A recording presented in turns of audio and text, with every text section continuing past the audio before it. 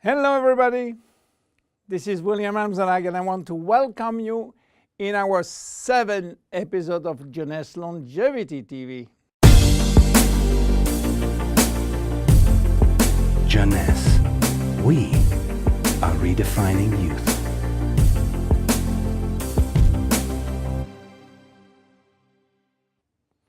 Have you heard about stem cells? I'm sure. Meanwhile, I wish to share with you my knowledge about stem cells, how magic they are, and how they are changing the medical world. To understand what are stem cells, let's go back to life.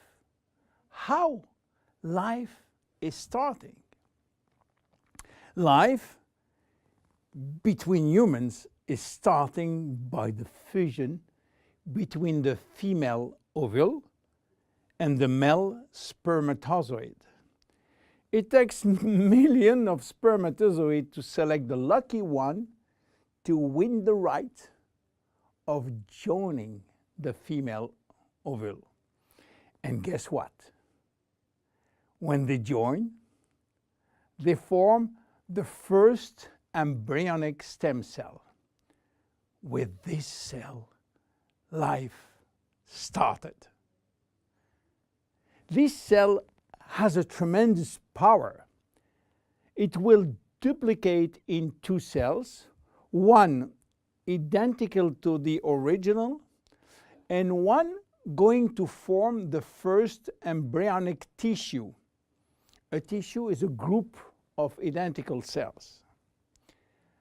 After several days and several cells division, the 3 major embryonic tissue are ready to work.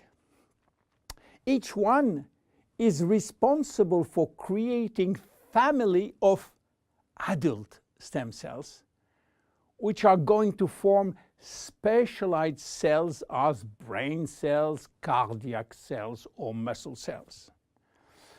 The big difference between embryonic and adult stem cells is that the embryonic has unlimited power of giving birth to any specialized cells, while the adult ones can induce only the one which are part of the tissue where they originated from. The use of embryonic stem cells is regulated by health authority for 2 reasons. The first one is that in order to get embryonic stem cells, we have to use embryos. And this is creating a debate and criticism. This reason, by the way, is no longer accurate because Japanese scientists find a way to generate embryonic stem cells from adult skin cells, resolving the ethical debate. The second reason is that embryonic stem cells are so powerful that it may be possible with them to clone human cells, and that's create a huge debate. But let's come back to life. After 9 months, the baby born, with more than 200 different specialized cells family produced by stem cells. It is not finished, because nature is always anticipating what? Shortage. During life, shortage of specialized cells which die or do not replicate. We need a solution, and stem cells are the solution. Nature has provided storage in all parts of our body to store stem cells, especially in the bone marrow, in the skin, and guess what? In the abdominal fat. This is now that the story becomes really exciting. How or what if we can extract those stem cells and use them for treating diseases? Do you know that has been done many decades ago? It's called bone marrow transplant, which is in fact a stem cells transplant.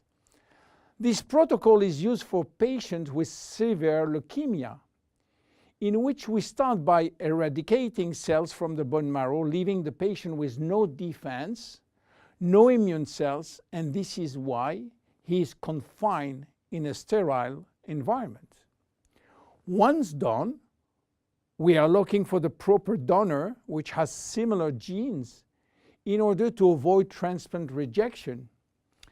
And the donor stem cells are injected to replace the cancerous one. This protocol has two major issues. One is to find the proper donor, and the second one is to avoid tissue rejection using aggressive immunosuppressing agent. Today, the use of stem cells has almost revolutionized medicine, creating a new discipline called regenerative medicine. The goal is to find the proper stem cells which will be injected in specific area to become the specialized cells we want. Regenerative medicine is the future of medicine.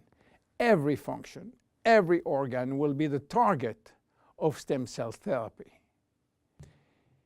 It has already started with sport medicine, where athletes used their own stem cells to treat joint problems, especially cartilage dysfunction.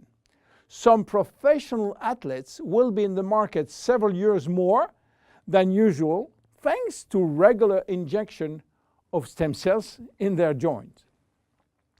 Cardiac transplant will be reduced thanks to the use of stem cells in the heart.